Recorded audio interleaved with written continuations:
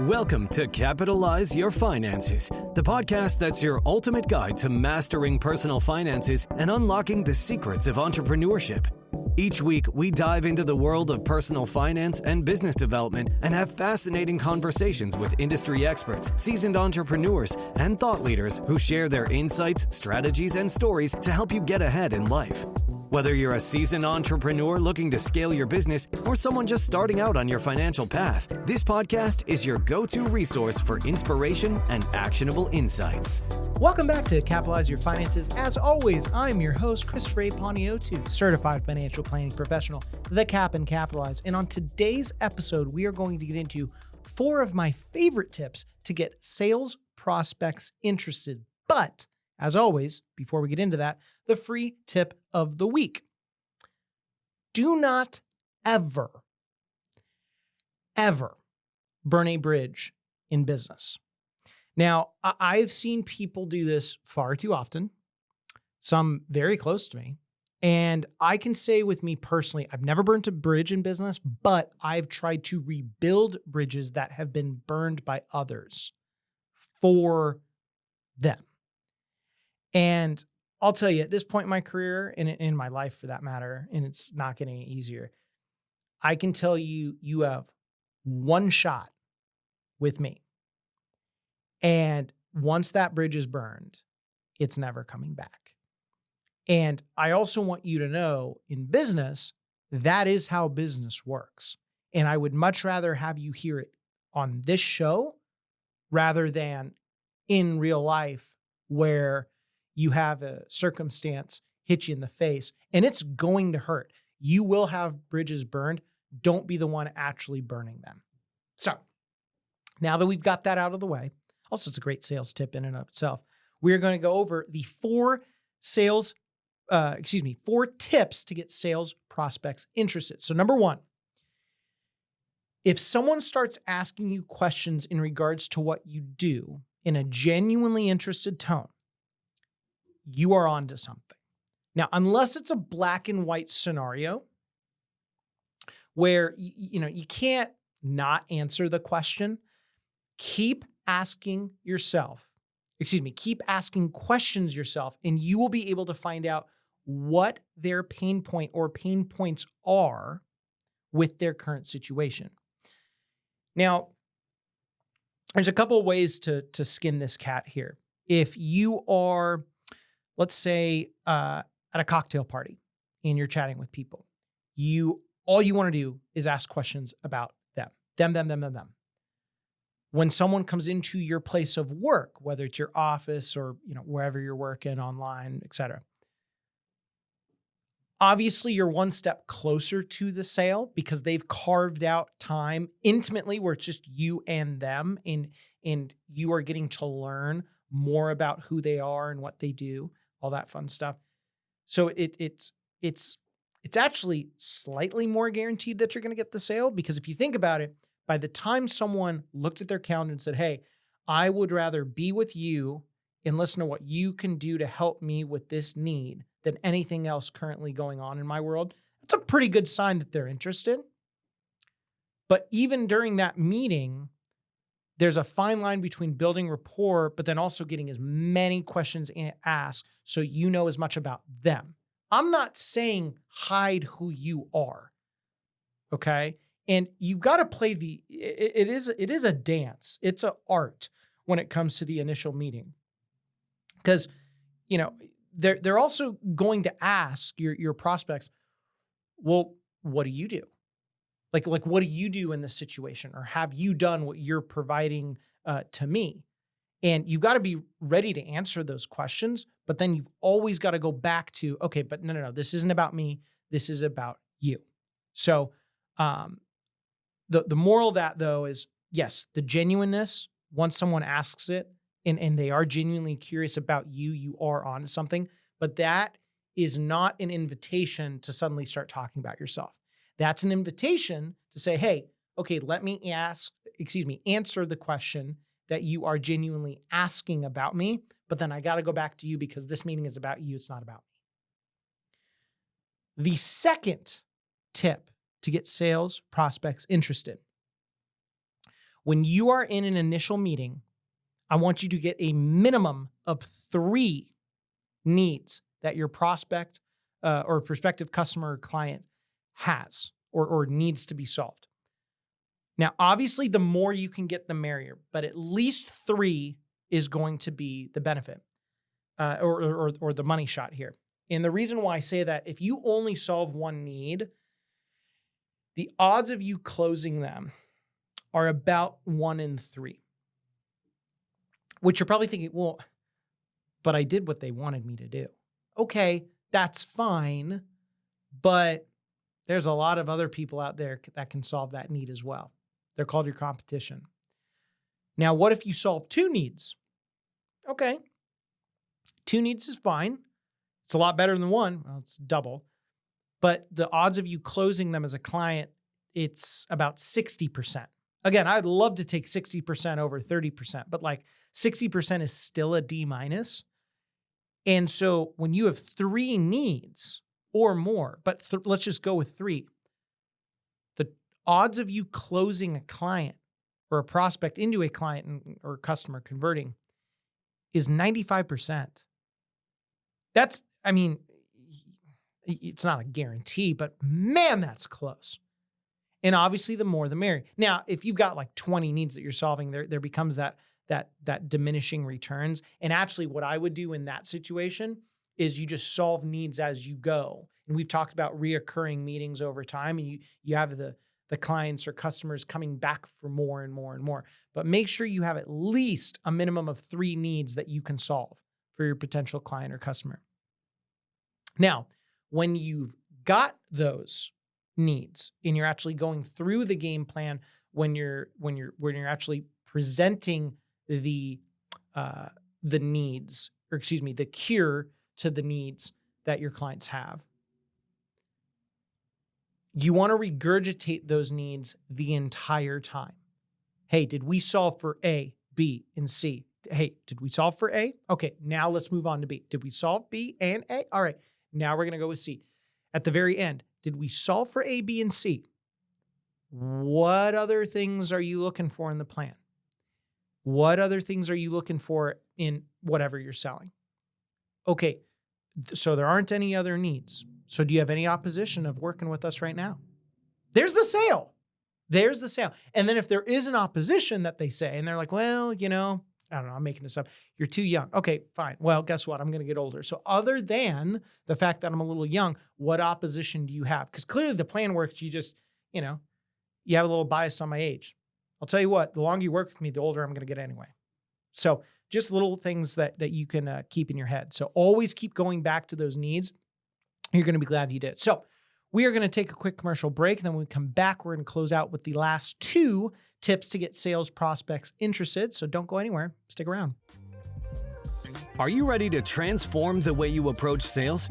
This episode is sponsored by the second book in the Capitalize series, Capitalize Your Sales, the all-in-one sales framework that saves you from ever struggling again and teaches you how to sell with sincerity, which dives deep into the art and science of driving sustainable growth. Packed with strategies that go beyond surface-level techniques, this book will help you understand what it takes to truly connect with clients, build long-term relationships, and close deals. Whether you're looking to fine-tune your sales craft or break through to the next level, Capitalize Your Sales offers a roadmap to success designed for today's fast-paced business world. Head on over to your favorite bookstore, order today, and start capitalizing your sales immediately. And now, back to the episode. Welcome back to the show. We're going to get right into the last 2 tips to get sales prospects interested with number 3. The moment you meet someone, quickly find out what type of person they are. Now, we actually touched on this in the last episode, but we got a lot of feedback from it. So I got to touch on it again. 3 types of people that you need to know about: visuals, auditory, kinesthetics. Visuals relate to pictures. They relate to something that they can see and visualize in their mind. Audibles, clearly it's the sound. Okay? They think about sounds, whether it's the past, whether it's the present, that's the first thing that their mind goes to. And then kinesthetics, which are very, very rare, only about 5% of the population, go to how they feel. I'm going to tell you the sooner you can figure out the types of people that you are talking to. If you go back to the last episode that we released last week, you can get more in-depth context on the types of strategies that you have for each one of them. But the sooner you can figure that out, the quicker you can pique the prospect's interest, because you have that much more of a genuine connection with them, because you've done the hard work to figure out who they are, and subconsciously they can't help but trust you.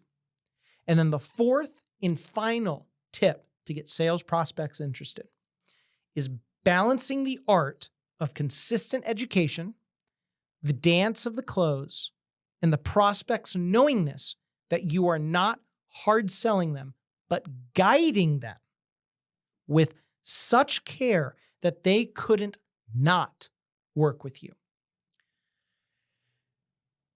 So I'll be honest, this probably took me 5 years to figure out. And it was a painful 5 years, man, because I would master the initial meeting. I would master going over the plan. And then at the very end, I just couldn't do it for whatever reason. Okay. Plethora of reasons out there. That's really beside the point of this episode. I can tell you when the switch was flicked on and I realized, you know what? I don't care if someone goes with me or with someone else. I just need to genuinely educate them on what they need to do. And with what I do, I'm going to educate them on things that they may see others provide and why I would or would not do it, and then come back to, but at the end of the day, this is how I would provide it. It is this, it's this plethora of profound education and enlightenment that you're providing these prospects. By the end of that meeting, they are going to be so astounded that you basically gave all that away for free, and your register was not wrong. It's almost like they'd feel guilty not to work with you. And I know that sounds too good to be true, but I'll tell you, from year 5, 6, and 7, like basically from year 5 on, if you look at our revenue in our business, and I write about this in my book coming out here soon, the revenue took off. I mean, it absolutely skyrocketed after that. And a lot of that I would owe to the concept of genuine education. Now, it's interesting because the more you decide not to hard sell, it's almost like you are already hard selling, right? And what I mean by that is, because of the education side of things and it's so passive, it's almost like you're putting all the pressure on whoever it is you're talking to, the prospect, going, look, I've given all this away to you for free, whether you go with me or not. The level of guilt that they would feel not going with you, it's going to be pretty high. Now, there are some people out there that are just cheap as hell and they suck, and you really don't want to work with them anyway. So let's say that you do the genuine education and provide that, blah, blah, blah. And they basically take all of your information that they got for free and they go and do something cheaper, try to do it on their own, whatever the case is. You do not want them in your life. Those types of people absolutely suck because they don't understand the value of relationships. They don't understand the value of professionalism. They don't understand the value of the connection that you're providing them. Because when you're genuinely educating to someone, that is really the welcoming of, look, I'm not doing this for the money. I'm doing this for the relationship that I will provide you. Like, if you think it's this good now and you're not even paying for it, imagine how good it's going to be when you actually sign on the dotted line and become a customer or client of mine. And for those that just go to the cheapest option, eventually, I'll tell you what, if there's something out there that is considered free, they're going to go and pick it. But price is what you pay, value is what you get, and they'll never learn that. Now, one thing too that I need to remind you about before we close out this episode, when you're consistently educating someone, the prospect won't feel like a prospect. They're going to feel more like a human, because there's that human connection. Like when you're educating someone, it's more of a conversation, but it's almost like a casual conversation. I don't want to say like with the cool teacher that you had back in the day. But it's one of those things where it's much more of a, even though you're teaching them, there's the art of, but you're also my peer.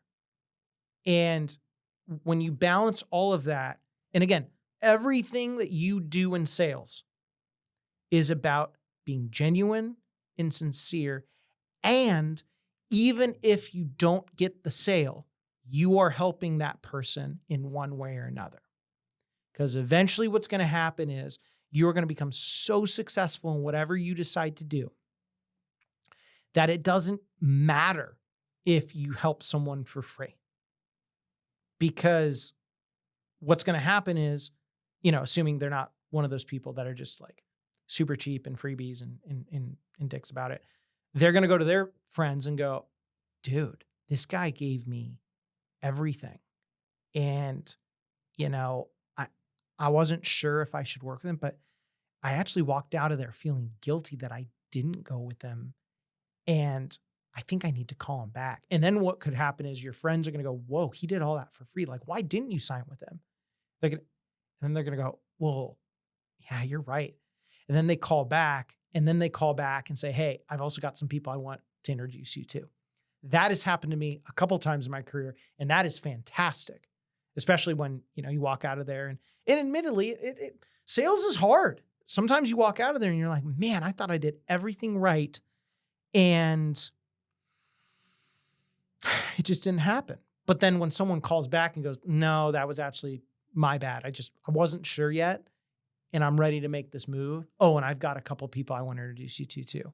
That's where the consistent education comes into play. So that does it for the 4 tips to get sales prospects interested. I had a lot of fun writing this episode. As far as the sales side of things, I just think it's grossly under appreciated and under taught. And so, that is my side hustle gift to you on top of capitalizing your finances. So if you have any questions about it, you can shoot me a DM or email. And until next week, as always, keep capitalizing. Take care. As always, thank you for joining me today. If you have questions about today's episode or any personal finance questions, please reach out to me at Cap and Capitalize on Instagram, Chris at capitalizeyourfinances.com, or via our website, capitalizepodcast.com. If you want more Capitalize Your Finances content, head on over to capitalizepodcast.com and check out our blog, free resources, book, and online course. As always, I'm your host, Christopher A. Panayiotou, Certified Financial Planning Professional, the Cap and Capitalize. And until next time, keep capitalizing. These materials are provided for general information and educational purposes. Christopher Panayiotou is a registered representative with and securities and advisory services offered through LPL Financial, a registered investment advisor and member FINRA SIPC.